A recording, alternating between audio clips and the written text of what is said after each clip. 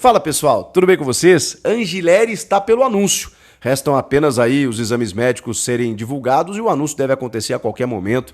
Mais um lateral esquerdo. Quem vai sobrar? A gente já falou sobre isso, mas vai seguir falando também. O sistema tático e a escalação podem ter novidades para esse jogo desta noite contra a Universidade Central da Venezuela. Como jogar? Tem algumas dúvidas aí.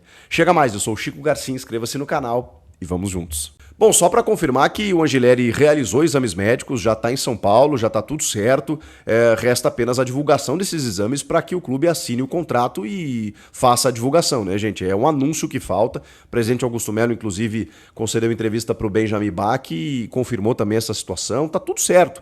Resta saber, né, a questão do timing aí. Mas durante o dia, provavelmente, ele vai ser anunciado, o Fabrício Angileri, como o novo lateral esquerdo, aprovado, autorizado, avalizado pela comissão técnica de Ramon e Emiliano Dias, ex-River Plate, só que ele não joga há 9 meses. Então, assim, também a gente precisa entender, por isso a cautela aí com os exames médicos, né? Se ele vai estar bem fisicamente, quanto tempo ele vai demorar para entrar em forma. O Corinthians tem outros laterais que provavelmente a comissão entendeu que não são o suficiente, a gente sabe que não são. O Palácios a gente não sabe se é.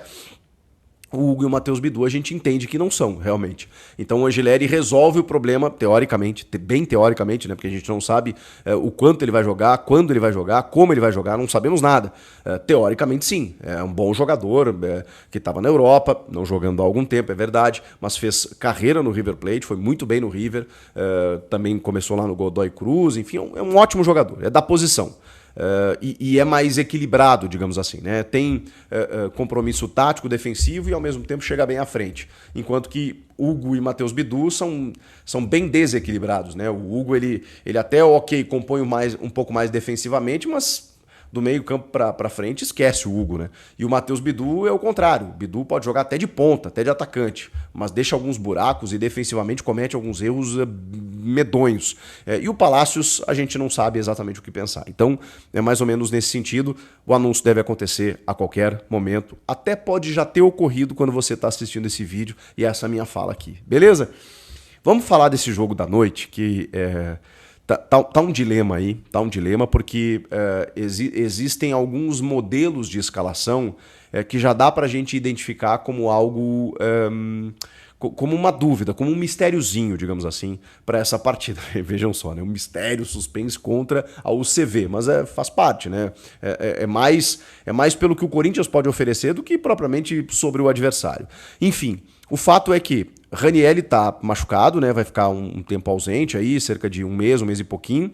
O Breno Bidon tá de volta, tem uma tendência, inclusive, que ele seja titular a partir desse jogo. E o José Martínez, que estava jogando muito bem ali pela direita, vai ter que fazer a primeira função no meio-campo. Não tem outro jogador. Vai improvisar ali. Improvisar não, né? Mas vai usar o Alex Santana por ali, vai usar o Breno Bidon por ali, vai usar o Rian por ali. Até possível. Mas o Martínez já fez essa função. Chegou no Corinthians ano passado fazendo essa função, e aí você não mexe no Carrilho, por exemplo, no André Carrilho, que segue sendo o cara pela direita. Deixa eu pegar minha lousinha aqui, minha mesa tática, na verdade, né? Eu até tinha mudado aqui a escalação, porque eu tinha colocado aqui no último vídeo com 3 atacantes, né? Mas vamos inverter aqui de novo, vamos fazer o losango com o Garro na ponta do losango aqui, o Martínez abrindo o meio campo, tá? Martínez abrindo o meio campo, Carrilho, Bidon como titular, Garro, Memphis e Yuri Alberto. Esse deve ser o time. O Bidu treinou entre os titulares, até exatamente por essa fragilidade do adversário, a necessidade de um lateral mais ofensivo, né, do que propriamente um cara que fique se defendendo aqui, não faz muito sentido. André Ramalho e Choca, Hugo Souza e Mateuzinho. Esse deve ser o time do Corinthians. Agora, o meu timão publicou que entre os titulares, numa formação que a gente não sabe se ela vai ser alternativa, ou seja, para um segundo momento, para um segundo tempo, ou se daqui a pouco, de última hora, o Ramon faz essa troca, eles tiraram provavelmente o Bidon, tá? Eles colocaram até em suspeição ou o Martínez ou o Bidon. Eu acho que sai o Bidon. E aí você abre o Romero com o Memphis e o Yuri. Você faz 3 atacantes, a linha aqui, né? Deixa eu inverter. O Carrilho e o Martínez com o Garro, que era mais ou menos o time que eu tinha colocado aqui, né? O meu timão disse que o Romero treinou entre os titulares. Pode ser para uma alternativa de jogo, como pode ser verdadeiramente para começar a partida. Mas a tendência, exatamente pelo que funcionou, é o modelo tático do Losango, que é o Martínez aqui ocupando a função do Ranieri, o Carrilho aqui pelo lado direito, o Bidon pelo lado esquerdo, e o Bidon joga muita bola, tem que ser titular, na minha opinião. Garro aqui com 2 atacantes. Ah, mas Chico, 3 atacantes não deixa o time mais ofensivo? Depende. Porque você também abre um pouquinho mais esse setor aqui, que é o setor vital do jogo, né? É o setor de construção e ao mesmo tempo de marcação do adversário, de impedir muitas vezes que o adversário construa por aqui para não chegar nesse setor aqui, né? O Guarani muitas vezes teve espaço aqui, tinha um buraco que o Guarani aproveitava. Então, eu sei que vocês... Na verdade, eu não sei, né? Eu ia viajar agora, ia falar. Eu sei que vocês não gostam de tática. Não, talvez vocês até gostem, né? Eu que não falo muito de tática aqui, mas de vez em quando é mais para elucidar sobre essas mudanças, novidades que o Ramon Dias está tentando fazer. Tem um fato também, né? Poxa, mas por que não o Thales Magno e sim o Romero? Para deixar o Thales para segundo tempo, né? Me parece claro, né, que você usa uma estratégia para ter uma arma para mudar jogo. E não tem arma melhor nesse momento do que o Thales Magno para mudar um jogo, né? Ele tem 10 partidas disputadas no ano e 5 gols. E 2 assistências. Ou seja, ele tem um gol a cada 2 jogos. É uma média interessantíssima para quem nem sempre foi titular. E ainda 2 assistências. O Romero tem 3 gols, se eu não me engano. E 1 assistência. Ou seja...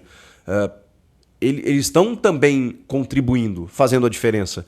Mas o Romero, ele te dá uma condição até de recomposição, né? Na medida em que você não sabe muito bem como vai se desenrolar o primeiro tempo, você tem só 3 jogadores no meio campo, você precisa de atacantes que voltem para marcar. Não é muito o caso do Memphis e do Yuri, né? Então o Romero vai ter esse compromisso. Por isso que talvez começar com o Martínez no meio, mesmo que seja, e talvez até questionável pelo aspecto conceitual, né? Caramba, você vai enfrentar um time semi-amador da Venezuela com 3 volantes. Não são 3 volantes, né, gente? O Carrilho sempre foi um atacante na vida dele. É que ele tá jogando por dentro e ele é muito técnico e não quer dizer... se o time do Corinthians tiver a bola no pé, tiver a bola para construir... Não é um time defensivo, por mais que sejam 3 meio-campistas ali ou 4 meio-campistas. Eu acho que dá uma sustentação bacana e ao mesmo tempo você tem qualidade de jogo. E um time que se conhece, que jogou dessa maneira todo o ano passado, boa parte do ano passado, né? E que segue jogando assim. E, eventualmente ele alterou. Eu sei que o adversário é frágil e que a tua tendência natural é empurrar atacantes, empilhar atacantes lá para dizer assim, vamos para dentro deles. Mas também é verdade que em algum momento eles assustaram, muito por conta da displicência do Corinthians, mas eles assustaram no primeiro jogo. E se eles tiverem a bola em determinado momento, você precisa ter cobertura. Porque o Corinthians, ao atacar, se expõe. Vai jogar em casa, precisa encurralar o adversário, mas eu não vejo que esse sistema com 4 meio-campistas ele seja defensivo. Porque você tem o Bidon que chega bem à frente, o Carrilho também, o Martínez, então ataca que nem um louco, ele é o primeiro volante. E o Garro, o Memphis e o Yuri, que tem uma liberdade maravilhosa ali do meio para frente, ali naquele último terço para poder construir as jogadas. Então eu acho que o ideal é a manutenção, ainda mais pela volta do Bidon. Mas preciso registrar aqui que o meu timão trouxe a informação de que o Romero treinou entre os titulares. Se vai ser definitivo desde o começo, não sabemos. Pode ser que seja uma formação para o decorrer da partida. E aí no segundo tempo ele tem Romero, ele tem Thales Magno, ele tem outras possibilidades. E aí, o que vocês acham que vai acontecer? Eu não espero menos do que uma goleada, mais do que uma goleada. Daqui a pouco pode ser até um 2-0, mas com uma atuação convincente. Uma atuação sem sustos, a ponto de confirmar essa classificação para a próxima semana e aí enfrentar um time equatoriano, ou o Barcelona de Guayaquil, ou o Nacional. E aí no final de semana, domingo, tem o Mirassol ainda, pelas quartas de final do Campeonato Paulista. O que vocês acham? Tem que ir com 3 atacantes ou mantém o sistema? Quero ouvi-los. Comentem aqui, inscreva-se no canal. Eu volto na próxima. Tchau! De acordo com o meu timão, Angel Romero foi testado como titular do Corinthians durante parte do último treinamento do timão antes do jogo contra o Universidade Central, da Venezuela, válido pela volta da segunda fase da pré-Libertadores. Em um esquema tático com 3 atacantes, Ramon Dias testou o paraguaio no lugar de José Martínez. fazendo com que o meio-campo fosse formado por André Carrillo, Breno Bidon e Rodrigo Garro, enquanto o ataque era comandado por Romero, Yuri Alberto e Memphis Depay. Apesar do teste, não está confirmada a presença do camisa 11 entre os titulares para o confronto nesta quarta-feira. Deixe seu like e se inscreva no canal para não perder as próximas notícias do Corinthians.